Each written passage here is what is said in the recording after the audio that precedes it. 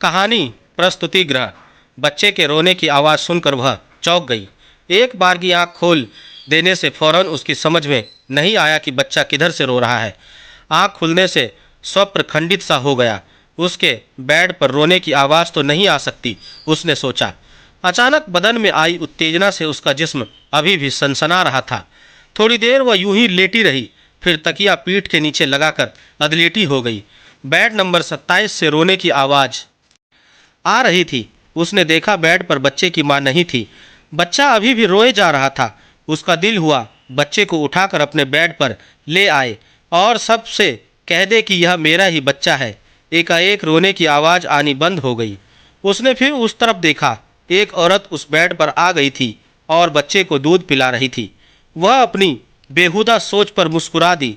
वह फिर सिर के नीचे तकिया रखकर लेट गई और छत को देखने लगी। दूर दूर लगे पंखे और उसी अनुपात में लंबी लंबी डोरिया के सहारे लटक रहे बल्ब। वार्ड के एक कोने की छत व दीवार सीलन से भरी हुई थी और बेमौसम छत टपक रही थी। उसने अंदाजा लगाया कि छत के ऊपर पानी की टंकी होनी चाहिए। अचानक एक धुंधली सी याद आकर उसकी आंखों में बैठ गई। वह उस टपकती छत को एकटक देखता रही। धीरे धीरे प्रस्तुति गृह का एक कमरे में परिवर्तित होने लगा। आदित्य का कमरा। बाहर मचलती हुई बरसात हवा के झोंके के साथ उड़कर आती हुई पानी की फुहार से भीगती हुई दरवाजे पर आदित्य की पीठ से सट कर खड़ी हुआ। सालू, तुम जल्दी से शादी कर डालो। किससे? मुझसे और किससे? क्यों? इसलिए कि जितनी जल्दी शादी करोगी उतनी जल्दी बच्चे होंगे। फिर सब इस बरसात में उछल उछल कर खेलेंगे और हम दोनों यहीं से खड़े होकर जब उनको खेलते हुए देखेंगे तो कितना अच्छा लगेगा। लेकिन कितने बच्चे खेलेंगे? 3 तो होने ही चाहिए। अगर मैं अभी शादी कर लूँ तो तीनों बच्चे अभी खेलना शुरू कर देंगे। आदित्य ठठा कर हंसने लगा। अभी की बात थोड़े ही कर रहा हूँ। ओह, भविष्य की बात कर रहे हैं आप। वह भी हंसने लगी। लेकिन तुमने यह तो बताया ही नहीं कि उन बच्चों में लड़कियां रहेंगी या लड़के। वैसे तो हमें लड़कियां ही अच्छी लगती है, पर 2 लड़की 1 लड़का या 1 लड़की 2 लड़के का हिसाब भी ठीक रहेगा। क्यों? नहीं, सिर्फ लड़के। लड़के माँ बाप की सेवा नहीं करते हैं, लेकिन लड़के के साथ लड़की पैदा करके मैं उसे माँ बाप की अपेक्षा का शिकार नहीं बनाना चाहती। यह गलतफहमी तुम्हें कब से हो गई? इस गलतफहमी की जीती जागती तस्वीर हूँ मैं। आदित्य थोड़ी देर के लिए खामोश हो गया। अभी तुम लड़की बनकर सोच रही हो, इसलिए ऐसा लग रहा है। लेकिन जब तुम एक माँ बनकर सोचोगी तब तुम्हें लगेगा कि कोई भी माँ बाप अपने किसी बच्चे की उपेक्षा नहीं करते हैं, चाहे वह कैसे भी हो। तुम्हें अपने प्रति उपेक्षा की झलक इसलिए दिखाई दी क्योंकि तुम्हारे और सुशील के बीच सिर्फ 1 साल का अंतर है। लेकिन मैं ऐसी गलती नहीं करूँगा।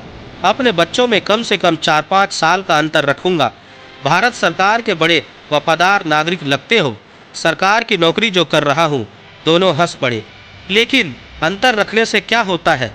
लड़के रहते लड़की की उपेक्षा तो होगी ही। कैसी बात कर रही हो सालू? अच्छा, फिर हमें लड़का चाहिए ही नहीं, हमें सिर्फ लड़कियां ही चाहिए। फिर तो मैं लड़के की ललक में अंदर ही अंदर टूट जाऊंगी। क्या सालू, ये लड़की लड़का बनाना क्या हम लोगों के वश में है? ऊपर वाला जो भी दे उसे तो लेना ही पड़ेगा। मिसेज शर्मा, मिसेज शर्मा, क्या सोच रही हैं आप? लीजिए, दवा लीजिए। उसने सिर घुमाकर देखा। नर्स बगल में खड़ी दवा देने के लिए उसकी तरफ हाथ बढ़ाई थी। उसने दवा लेने के लिए हाथ बढ़ा दिया। सिस्टर, डॉक्टर कब तक आएंगी? 10 बजे तक। नर्स घूमकर दूसरे बेड की तरफ चली गई। अंक 10 की भनक मिलते ही उसे घर की चिंता सताने लगी। आदित्य ऑफिस जा चुके होंगे। शिखा अमला स्कूल जाने की तैयारी में होंगी। पौनी तो अवश्य ही रो रही होगी। माजी शिखा अमला का टिफिन पैक कर रही होंगी। फिर पौनी को बहलाने में फंसी होंगी। शिखा अमला तो रोज बाल बनाने के वक्त लड़ने लगती है। कभी पहले बाल झाड़ने के लिए तो कभी ज़्यादा देर शीशे के सामने खड़े होने के लिए। मालूम नहीं महाराजीन आई भी है या नहीं। उसका तो रोज का यही नाटक रहता है। पैसा लेने के वक्त सीने पे सवार हो जाएंगी और काम के वक्त गायब हो जाएंगी। उसे अचानक याद आया घर का बीच का कमरा, उसका बेडरूम। पलंग पर लेटी हुई वह आदित्य आकर उसका माथा सहलाने लगता है। सालू जिद छोड़ दो, एबॉर्शन करा लो। पौनी के वक्त मौत से लड़कर लौटी थी तुम, जानबूझकर रिस्क लेना अक्लमंदी नहीं है। एक तो वैसे भी बहुत कमज़ोर हो गई हो। भगवान ने माँ का गौरव दिया, 3-3 बच्चे भी दिए माँ कहने के लिए। अब किस बात की कमी है लड़के की? डॉक्टर, किस नानी ने बताया है कि इस बार लड़का ही होगा? तो क्या तुम चेकअप के लिए गई थी? आदित्य चौंक गया। हाँ, ओह मुबारक हो। फिर तो मैं तुम्हारे बच्चे के बीच में नहीं आऊँगा। ईश्वर तुम्हें शक्ति दे। किसी ने उसके माथे पर हाथ रखा तो वह चौंक गई। अरे माँ जी, आप? हाँ बहू, लो नाश्ता कर लो, मैं जा रही हूँ, थोड़ी देर बाद आऊँगी। आज भी महाराजी नहीं आई। पौनी को 8वें माले की ओटवानी के पास छोड़कर आई हूँ। दूध पी लेना, फल भी खा लेना, कल का सारा फल रखा रखा खराब हो गया। आदित्य गुस्सा कर रहा था कि अगर खिलाई पिलाई नहीं इसी तरह से रही तो बिस्तर से चिपक जाएगी। अच्छा बहू, मैं चलती हूँ। उसका मन बाथरूम जाने को बिल्कुल नहीं हो रहा था।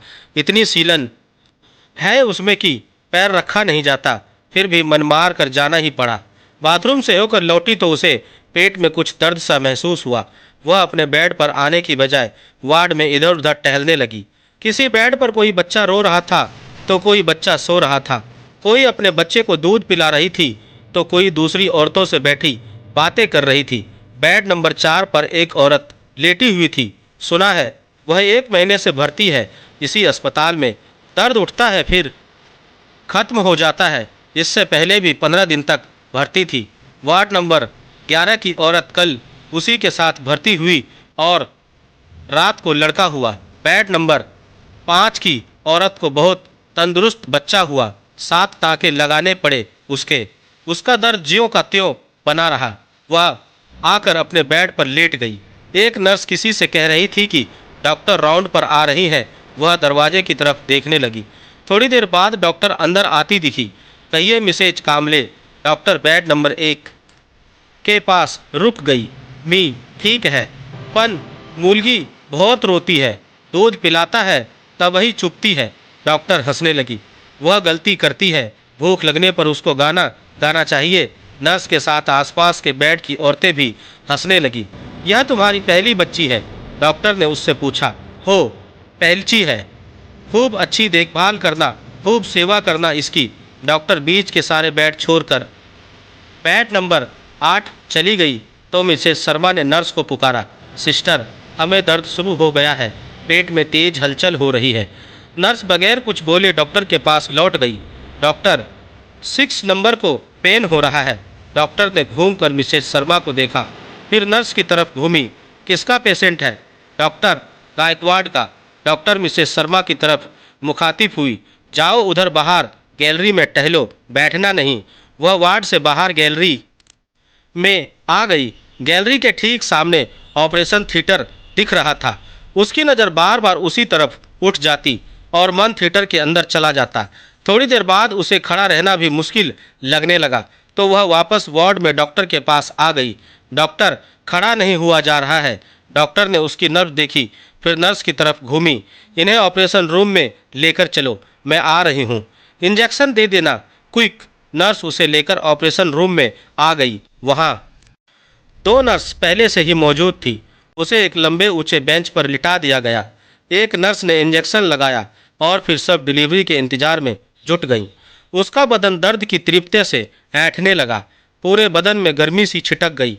माथे पर पसीने की बूंदें छलछला आई। उसने दांत भींच लिए, दोनों हाथों से सिर के ऊपर बेंच कसकर पकड़ लिया। मुख से करहाने लगने लगी। एक नर्स ने दूसरी को दौड़ाया। डॉक्टर को जल्दी बुलाओ। एक नर्स डॉक्टर को बुलाने के लिए भागी। 2 नर्सें उसके पैर के पास आकर खड़ी हो गई। नीचे का सांस लो, नीचे का, शाबाश। और दर्द की एक लहर के साथ बच्चे का सिर रोशनी में आ गया। डॉक्टर अभी नहीं आई। नर्स बोलती रही, शाबाश, नीचे का ही सांस लेना। और लेकिन ज़्यादा देर तक वह सांस को काबू न कर सकी। सांस रोकते रोकते ऊपर को चढ़ गया। दर्द कम हो गया। उसकी लाख कोशिशों के बावजूद दर्द नीचे नहीं उतरा तो नर्स ने औजार की मदद के बगैर बच्चे को खींच लिया। मिसेस शर्मा को लगा उसके पेट का सब कुछ गले से होता हुआ सिर फाड़ कर बाहर निकल गया। वह दर्द से तड़प उठी।